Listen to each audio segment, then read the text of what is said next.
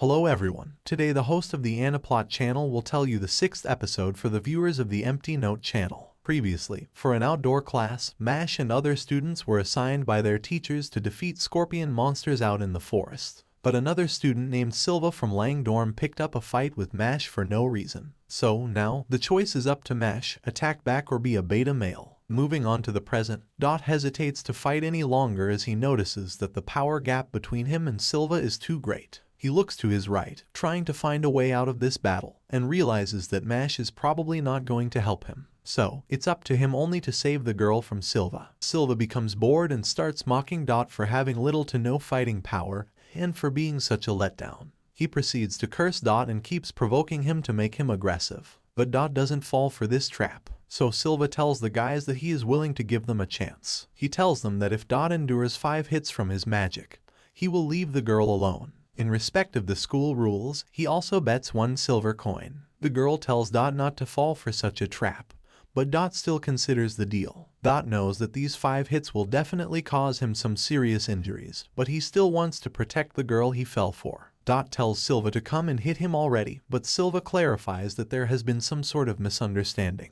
He explains that the one being hit will not be him alone but Mash too. Dot doesn't accept this condition, but it isn't up to him to decide that. Mash doesn't say a single thing, as he wants to enjoy the free entertainment. So Dot counter offers to take Mash's hits too. So, in total, he has to take 10 hits to save the girl from Silva. Silva becomes amused and, without any further complaints, gets ready to attack Dot. For the first hit, he casts an earth spell called Iron Fist, which immediately pushes Dot 2 meters away. Dot barely stands up and holds out his arms wide again to take the second hit. Silva again uses Iron Fist on Dot, this time repeatedly for 8 times. So, in total, Dot has recorded 9 hits. Dot stands up again, determined to free the girl from Silva's threats. With blood all over his face, Dot starts to laugh and asks Mash if he looks like an idiot. However, he is prepared to even die like an idiot to stop the girl's tears. Silva is surprised to see that Dot has endured all of the previous hits. So, he decides to use his full potential on the spell so that Dot never stands up again. He uses Iron Fist again and knocks down Dot immediately. But, to his surprise, Dot stands up again and slowly approaches Silva to tell him that he has lost the bet. But before he can finish his sentence, he falls to the ground. It seems that the 10 hits have taken a huge toll on him, and even with sheer willpower, he can't get himself to move his head anymore. Silva begins to laugh like the psychotic anime villain he is and announces that he has won this bet. Dot almost loses consciousness and requests that Mash escape with the girl. Silva again uses the Iron Fist on Dot, but he remains determined to save the girl. The girl reveals that her story of being bullied by Silva was fake and that she was with him in this act all along. She also reveals that she had used a charm spell, but even she didn't know that the spell would have such a heavy effect. The girl and Silva, together, start to laugh at Dot for being such an idiot. Silva laughs maniacally as Dot just sacrifices himself for the girl, only to get humiliated by her in return. This plot twist is too twisted for Mash, and even he can't endure it any longer. So, he steps up and tells Silva to turn and hit him 10 times for the 10-hit challenge. Meanwhile, Lance wonders if Mash is going to be okay, but Finn is not worried as he knows that Mash is going to be alright. He is the main character. What's the worst that can happen to a main character? Nothing. Well, except if you are Eren Yeager. Anyway, the blonde, Lemon, also agrees with Finn and tells Lance about the time when Mash bested a professor during the entrance exams. So, she's also sure that he will be alright. Lance is still worried, though. He tells them about the different types of magic users living in this world. White mages excel at scholarship and support magic, while red mages excel at combat. Since Mash has been facing white mages so far, it's fair that he has beaten everyone. But for any red mage past the first year, it's really tough. Amongst these red mages, there are those who have powers equal to Mash's or can even surpass him. That's why he feels concerned for Mash. Getting back to the place where Dot just got owned, Silva becomes awfully amused hearing Mash's statement. He tells Mash that he actually hates people like him and Dot, who act tough but are weaklings. That's why he used the girl in order to destroy Dot's pride and mentality. According to his hypothesis, when weaklings with a tough act like Dot realize that they have been tricked, their faces start twisting up. Silva makes an example by showing Dot's facial expressions, and since he is twisted, he begins to attack Dot again. But this time, Mash decides to save Dot and goes for the surprise punch. Silva notices his attack and blocks it with his own Iron Fist spell. He mocks Mash for thinking that he has a chance and tells him that he has earned 2 gold coins during his first year. He believes that his base power is way stronger than Mash's, so there's no way for him to win against such a prodigy. Mash doesn't feel the need to reply to a psychopath and silently takes hits repeatedly, for a total of 10 times. But after the 10 hits, the deal is over for Mash, so it's his time to retaliate. Mash stops Silva's iron fist easily and begins clenching his fist. He proceeds to claim to use something called triceps magic and calls the spell Ballista Knuckle.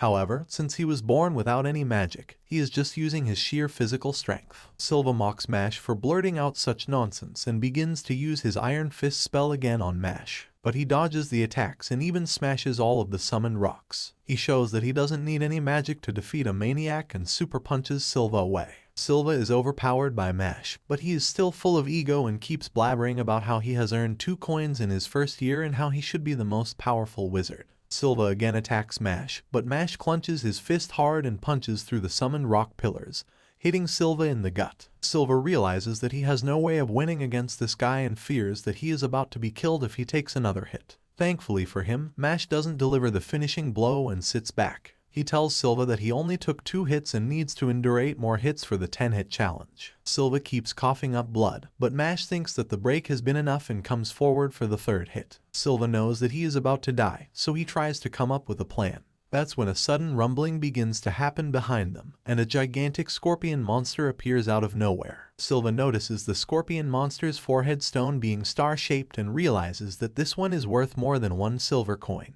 Even facing death, he is thinking about money. Villains never learn. The scorpion slowly starts to approach Mash, trying to go for his head, but Mash remains unaffected by its presence. Silva wonders if he can escape this place when the giant scorpion attacks Mash, but little does he know that Mash is actually the One-Punch Man. Literally, he punches the giant scorpion out of the planet, and seeing that, Silva loses all hope. However, Mash decides not to play the 10-hit challenge anymore as he feels sorry for Silva and ends it.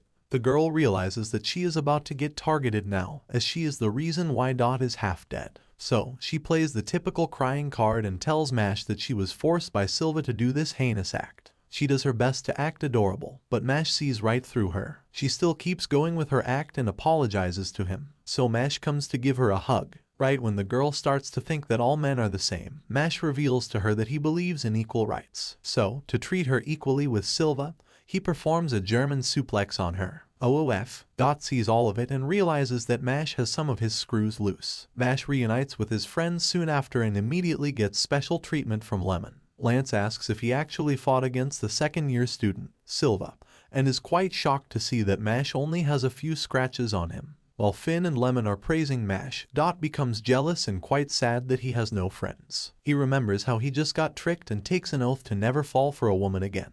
But right after, she falls for Lemon. Men, right. Anyway, Dot reluctantly apologizes to Mash for getting him caught up in all that and thanks him for standing up for him back then. Mash says that these words don't feel right coming out of his mouth, which embarrasses Dot even more. So, Dot gets back to his original personality and becomes annoying again. Lance tells Mash that he was actually targeted. He approaches the group and tells Mash what he overheard earlier. It seems that the House Lang is hunting for coins, which kind of explains why Silva was whining about coins. Anyway, House Lance is mainly targeting House Adler to get coins. So, according to Lance, the second-year student, Lance only picked up an unnecessary fight with Mash because of that. Lance reveals that House Lang is made up of the upper crust and their cronies. They call themselves moralists and value birthright above all else. Langs will even do anything they can to prevent Adlers, who they think are nobodies, from getting into the Bureau of Magic. Lance reveals that their plan has already begun. The Great War for the coins against Lang's elite, the Magia Lupus. While everyone gets scared thinking about the upcoming war,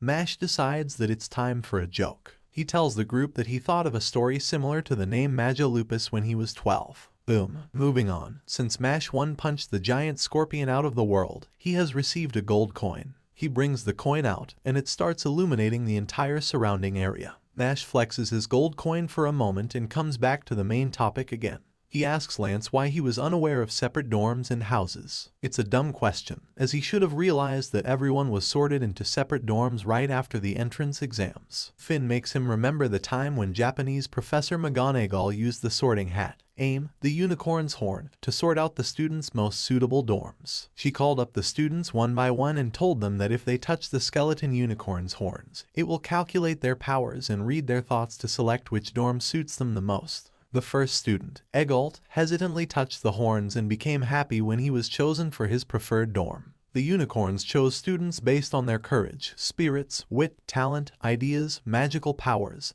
and nature. The unicorn was confident in his ability to choose the right place for the students, as it had been over centuries since he was first given this role. However, the unicorn was left baffled when Mash's turn came. Mash touched its horns, but it couldn't read into his thoughts. It was as if Mash had no thoughts at all in his head, except for cream puffs. This was bad for the unicorn, as his pride as a Japanese sorting hat was at stake. So, the unicorn tried again and again, just to find cream puffs. Since there was no other way out, the unicorn just picked a random dorm for Mash, which is Adler. Mash finally remembers everything, including the weird incident with the unicorn. Lance again continues about Lang's elite, the Magia Lupus, who are a group of 7 distinguished students. Since their goal is to gather coins, Mash must keep his distance from them, as he has a gold coin now. However, Lance's warning was in vain, as a few days later, Mash lost his way in school and found himself right in front of the Lang's secret dorm. One of the students of Magia Lupus punishes Silver by killing him and turning him into a wooden puppet.